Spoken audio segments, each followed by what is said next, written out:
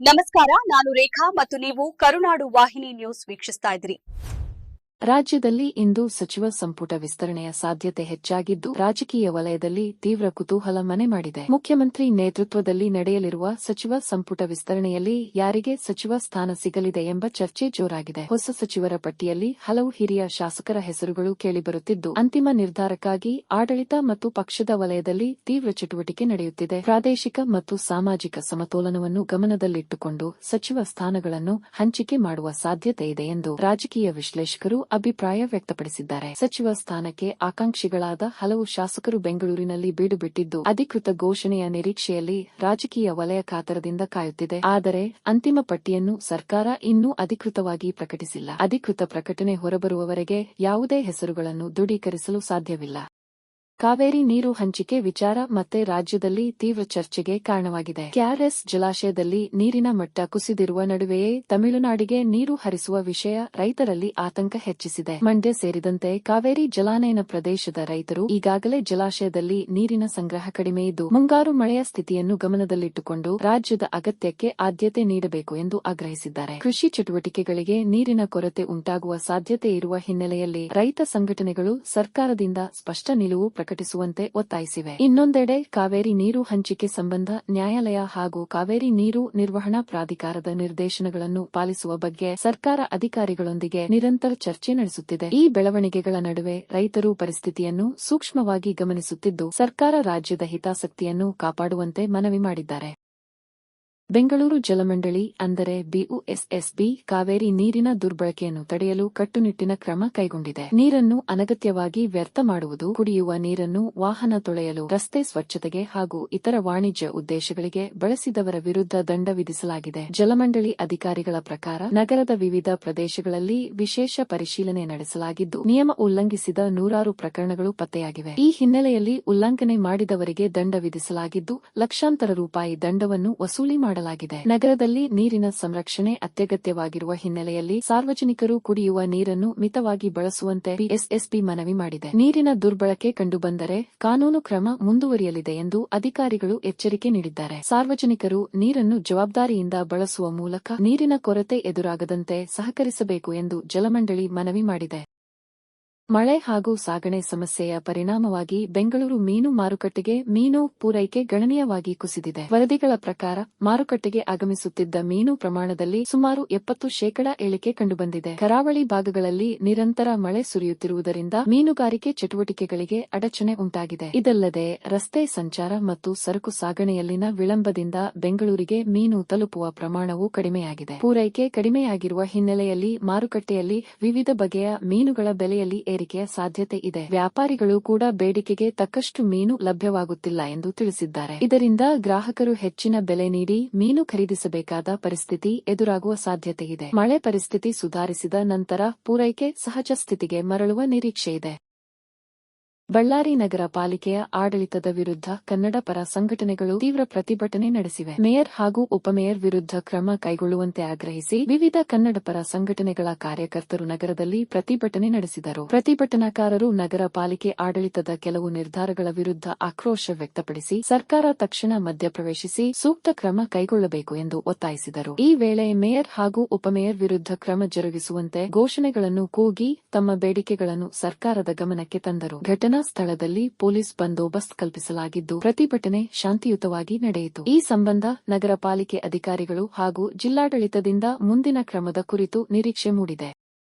ಬೆಂಗಳೂರಿನಲ್ಲಿ ಯುವತಿಯ ಹತ್ಯೆ ಪ್ರಕರಣಕ್ಕೆ ಸಂಬಂಧಿಸಿದಂತೆ ಪೊಲೀಸ್ ತನಿಖೆ ತೀವ್ರಗೊಂಡಿದೆ. ಪ್ರಾಥಮಿಕ ಮಾಹಿತಿಯ ಪ್ರಕಾರ ಯುವತಿಯನ್ನು ಊಟಕ್ಕೆ ಕರೆದುಕೊಂಡು ಹೋದ ನಂತರ ಹತ್ಯೆ ನಡೆಸಲಾಗಿದೆ ಎಂಬ ಆರೋಪ ಕೇಳಿಬಂದಿದ್ದು, ಪ್ರಕರಣದ ಎಲ್ಲ ಆಯಾಮಗಳಲ್ಲಿ ಪೊಲೀಸರು ತನಿಖೆ ನಡೆಸುತ್ತಿದ್ದಾರೆ. ಘಟನೆ ನಡೆದ ಸ್ಥಳಕ್ಕೆ ಹಿರಿಯ ಪೊಲೀಸ್ ಅಧಿಕಾರಿಗಳು ಭೇಟಿ ನೀಡಿ ಪರಿಶೀಲನೆ ನಡೆಸಿದ್ದಾರೆ. ಸಿಸಿಟಿವಿ ದೃಶ್ಯಗಳು, ಮೊಬೈಲ್ ಕರೆಗಳ ಮಾಹಿತಿ ಹಾಗೂ ಇತರ ಸಾಕ್ಷ್ಯಗಳನ್ನು ಸಂಗ್ರಹಿಸುವ ಕಾರ್ಯ ಮುಂದುವರೆದಿದೆ. ಪ್ರಕರಣದಲ್ಲಿ ಭಾಗಿಯಾಗಿರುವ ಶಂಕಿತ ವ್ಯಕ್ತಿಯನ್ನು ಪತ್ತೆ ಹಚ್ಚಲು ವಿಶೇಷ ಪೊಲೀಸ್ ತಂಡಗಳು ಕಾರ್ಯಾಚರಣೆ ನಡೆಸುತ್ತಿವೆ. ಸದ್ಯ ತನಿಖೆ ಪ್ರಗತಿಯಲ್ಲಿದ್ದು, ಅಧಿಕಾರಿಗಳು ಯಾವುದೇ ಅಧಿಕೃತ ಮಾಹಿತಿಯನ್ನು ಇನ್ನೂ ಬಹಿರಂಗಪಡಿಸಿಲ್ಲ. ಪೊಲೀಸರು ಸಾರ್ವಜನಿಕರು ವದಂತಿಗಳಿಗೆ ಕಿವಿಗೊಡದೆ ಅಧಿಕೃತ ಮಾಹಿತಿಯನ್ನಷ್ಟೇ ನಂಬುವಂತೆ ಮನವಿ ಮಾಡಿದ್ದಾರೆ.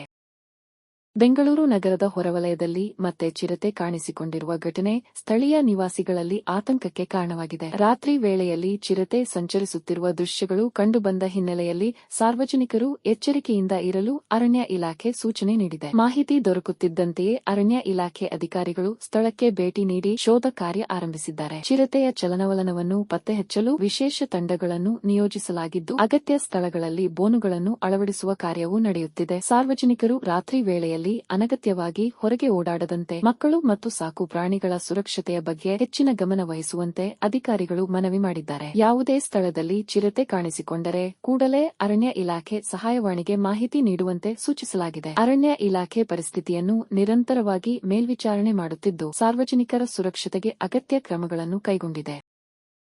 ಮಾಲೂರು ನ್ಯಾಯಾಧೀಶರ ನಡೆಗೆ ಸಂಬಂಧಿಸಿದ ಪ್ರಕರಣದಲ್ಲಿ ಕರ್ನಾಟಕ ಹೈಕೋರ್ಟ್ ತೀವ್ರ ಅಸಮಾಧಾನ ವ್ಯಕ್ತಪಡಿಸಿದೆ. ಪ್ರಕರಣ ನಿರ್ವಹಣೆಯ ವೇಳೆ ಅನುಸರಿಸಲಾದ ವಿಧಾನ ಕುರಿತು ಹೈಕೋರ್ಟ್ ಪ್ರಶ್ನೆ ಎತ್ತಿದ್ದು, ನ್ಯಾಯಾಂಗದ ಕಾರ್ಯವೈಖರಿ ಪಾರದರ್ಶಕ ಮತ್ತು ಕಾನೂನುಬದ್ಧವಾಗಿರಬೇಕು ಎಂದು ಅಭಿಪ್ರಾಯ ವ್ಯಕ್ತಪಡಿಸಿದೆ. ವಿಚಾರಣೆ ವೇಳೆ ದಾಖಲೆಗಳು ಮತ್ತು ಪ್ರಕರಣದ ನಿರ್ವಹಣೆ ಕುರಿತು ಹೈಕೋರ್ಟ್ ಗಂಭೀರವಾಗಿ ಪರಿಶೀಲನೆ ನಡೆಸಿತು. ನ್ಯಾಯಾಂಗದ ಮೇಲಿನ ಸಾರ್ವಜನಿಕರ ವಿಶ್ವಾಸ ಉಳಿಯುವಂತೆ ಪ್ರತಿಯೊಂದು ಪ್ರಕರಣವನ್ನು ನಿಯಮಾನುಸಾರ ಮತ್ತು ಜವಾಬ್ದಾರಿಯುತವಾಗಿ ನಿರ್ವಹಿಸಬೇಕು ಎಂದು ನ್ಯಾಯಪೀಠ ಸೂಚನೆ ನೀಡಿದೆ. ಈ ಸಂಬಂಧ ಅಗತ್ಯ ಕ್ರಮಗಳನ್ನು ಕೈಗೊಳ್ಳುವಂತೆ ಸಂಬಂಧಪಟ್ಟ ಅಧಿಕಾರಿಗಳಿಗೆ ನಿರ್ದೇಶನ ನೀಡಲಾಗಿದೆ. ಪ್ರಕರಣದ ಮುಂದಿನ ವಿಚಾರಣೆಯಲ್ಲಿಯೂ ಹೈಕೋರ್ಟ್ ಈ ವಿಷಯವನ್ನು ಪರಿಶೀಲಿಸಲಿದೆ ಎಂದು ತಿಳಿದುಬಂದಿದೆ. ಈ ಬೆಳವಣಿಗೆ ರಾಜ್ಯದ ನ್ಯಾಯಾಂಗ ವಲಯದಲ್ಲಿ ಮಹತ್ವದ ಚರ್ಚೆಗೆ ಕಾರಣವಾಗಿದ್ದು, ಮುಂದಿನ ವಿಚಾರಣೆಯತ್ತ ಎಲ್ಲರ ಗಮನ ಸೆಳೆದಿದೆ.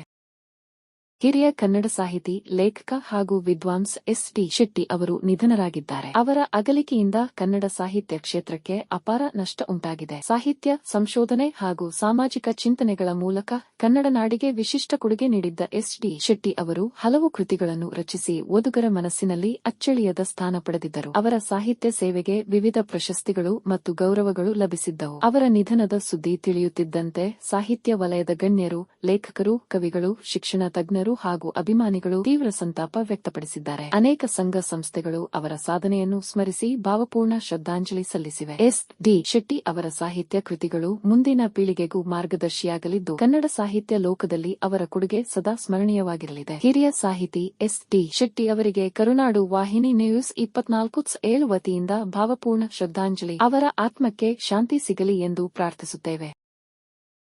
ರಾಜ್ಯದ ಹಲವು ಜಿಲ್ಲೆಗಳಲ್ಲಿ ಮುಂದಿನ 24 ಗಂಟೆಗಳ ಕಾಲ ಮಳೆಯಾಗುವ ಸಾಧ್ಯತೆ ಇದೆ ಎಂದು ಭಾರತೀಯ ಹವಾಮಾನ ಇಲಾಖೆ ಮುನ್ಸೂಚನೆ ನೀಡಿದೆ. ಬೆಂಗಳೂರು ನಗರ, ಬೆಂಗಳೂರು ಗ್ರಾಮಾಂತರ, ಮಂಡ್ಯ, ಹಾಸನ, ಶಿವಮೊಗ್ಗ, ತುಮಕೂರು, ಉಡುಪಿ, ಚಿಕ್ಕಬಳ್ಳಾಪುರ, ಚಾಮರಾಜನಗರ ಸೇರಿದಂತೆ ಹಲವು ಜಿಲ್ಲೆಗಳಲ್ಲಿ ಗುಡುಗು, ಮಿಂಚು ಸಹಿತ ಮಳೆಯಾಗುವ ನಿರೀಕ್ಷೆಯಿದೆ. ಕೆಲವು ಪ್ರದೇಶಗಳಲ್ಲಿ ಗಾಳಿಯ ವೇಗವು ಹೆಚ್ಚಾಗುವ ಸಾಧ್ಯತೆ ಇರುವುದರಿಂದ ಸಾರ್ವಜನಿಕರು ಎಚ್ಚರಿಕೆಯಿಂದ ಇರಲು ಅಧಿಕಾರಿಗಳು ಸೂಚಿಸಿದ್ದಾರೆ. ತಗ್ಗು ಪ್ರದೇಶಗಳಲ್ಲಿ ನೀರು ನಿಲ್ಲುವ ಸಾಧ್ಯತೆ ಇರುವುದರಿಂದ ವಾಹನ ಸವಾರರು ಹಾಗೂ ಪಾದಚಾರಿಗಳು ಅಗತ್ಯ ಮುನ್ನೆಚ್ಚರಿಕೆ ವಹಿಸುವಂತೆ ಮನವಿ ಮಾಡಲಾಗಿದೆ. ರೈತರು ಕೃಷಿ ಚಟುವಟಿಕೆಗಳನ್ನು ಹವಾಮಾನ ಮುನ್ಸೂಚನೆಗೆ ಅನುಗುಣವಾಗಿ ಯೋಜಿಸಿಕೊಳ್ಳುವಂತೆ ಸಲಹೆ ನೀಡಲಾಗಿದೆ. ನದಿಗಳು ಹಾಗೂ ಜಲಾಶಯಗಳ ಸುತ್ತಮುತ್ತ ಇರುವವರು ಅನಗತ್ಯವಾಗಿ ತೆರಳದಂತೆ ಸೂಚಿಸಲಾಗಿದೆ. ಮಳೆ ಮತ್ತು ಗಾಳಿ ಹೆಚ್ಚಾಗುವ ಸಂದರ್ಭಗಳಲ್ಲಿ ಮರಗಳ ಕೆಳಗೆ ನಿಲ್ಲುವುದನ್ನು ತಪ್ಪಿಸಿ ವಿದ್ಯುತ್ ಕಂಬಗಳು ಹಾಗೂ ತಂತಿಗಳ ಸಮೀಪ ಜಾಗ್ರತೆ ವಹಿಸುವಂತೆ ವಿಪತ್ತು ನಿರ್ವಹಣಾ ಇಲಾಖೆ ಮನವಿ ಮಾಡಿದೆ.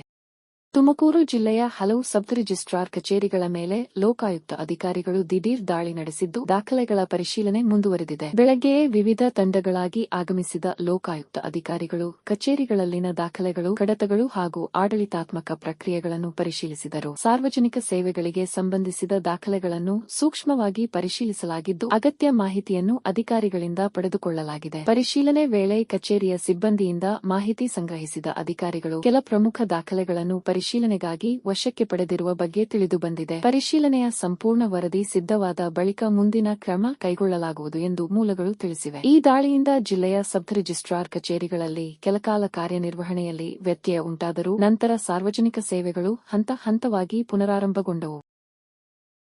ತುಮಕೂರು ಬೆಂಗಳೂರು ಮಾರ್ಗದಲ್ಲಿ ಪ್ರಯಾಣಿಸುವ ವಾಹನ ಸವಾರರಿಗೆ ಮಹತ್ವದ ಮಾಹಿತಿ. ಪೀಣ್ಯ ಮೆಟ್ರೋ ಕಾಮಗಾರಿ ಹಿನ್ನೆಲೆಯಲ್ಲಿ ರಾಷ್ಟ್ರೀಯ ಹೆದ್ದಾರಿಯ ಕೆಲ ಭಾಗಗಳಲ್ಲಿ ರಾತ್ರಿ ಸಂಚಾರಕ್ಕೆ ತಾತ್ಕಾಲಿಕ ನಿರ್ಬಂಧ ವಿಧಿಸಲಾಗಿದೆ. ಈ ನಿರ್ಬಂಧವು ರಾತ್ರಿ 10 ಗಂಟೆಯಿಂದ ಬೆಳಿಗ್ಗೆ 5 ಗಂಟೆಯವರೆಗೆ ಜಾರಿಯಲ್ಲಿರಲಿದೆ. ಕಾಮಗಾರಿ ಸುರಕ್ಷಿತವಾಗಿ ಹಾಗೂ ವೇಗವಾಗಿ ಪೂರ್ಣಗೊಳಿಸುವ ಉದ್ದೇಶದಿಂದ ಈ ಕ್ರಮ ಕೈಗೊಳ್ಳಲಾಗಿದೆ ಎಂದು ಅಧಿಕಾರಿಗಳು ತಿಳಿಸಿದ್ದಾರೆ. ಬೆಂಗಳೂರು ಕಡೆಗೆ ತೆರಳುವ ವಾಹನಗಳು ತುಮಕೂರು ದಾಬಸ್ಪೇಟೆ ಮಾರ್ಗವಾಗಿ ಪರ್ಯಾಯ ರಸ್ತೆ ಬಳಸುವಂತೆ ಸೂಚಿಸಲಾಗಿದೆ. ಸ್ಥಳದಲ್ಲೇ ಮಾರ್ಗಸೂಚಿ ಫಲಕಗಳನ್ನು ಅಳವಡಿಸಲಾಗಿದ್ದು, ಸಂಚಾರ ಪೊಲೀಸರು ವಾಹನಗಳಿಗೆ ಮಾರ್ಗದರ್ಶನ ನೀಡಲಿದ್ದಾರೆ. ಅಗತ್ಯವಿಲ್ಲದಿದ್ದರೆ ರಾತ್ರಿ ವೇಳೆಯ ಪ್ರಯಾಣವನ್ನು ಮುಂದೂಡುವಂತೆ ಹಾಗೂ ಪರ್ಯಾಯ ಮಾರ್ಗಗಳನ್ನು ಬಳಸುವಂತೆ ವಾಹನ ಸವಾರರಿಗೆ ಮನವಿ ಮಾಡಲಾಗಿದೆ. ಸಂಚಾರ ದಟ್ಟಣೆ ತಪ್ಪಿಸಲು ಸಾರ್ವಜನಿಕರು ಅಧಿಕಾರಿಗಳ ಸೂಚನೆಗಳನ್ನು ಪಾಲಿಸುವಂತೆ ವಿನಂತಿ.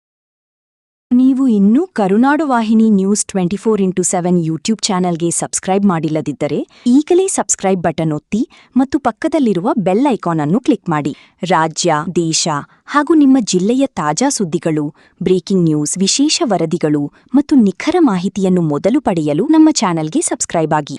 ನಿಮ್ಮ ಒಂದು ಸಬ್ಸ್ಕ್ರೈಬ್ ನಮ್ಮನ್ನ ಇನ್ನಷ್ಟು ಉತ್ತಮ ಸುದ್ದಿಗಳನ್ನು ತಲುಪಿಸಲು ಪ್ರೇರೇಪಿಸುತ್ತದೆ. ಕರುನಾಡು ವಾಹಿನಿ ನ್ಯೂಸ್ 24x7 ದಿಟ್ಟ ನಡೆ, ಸ್ಪಷ್ಟ ನುಡಿ.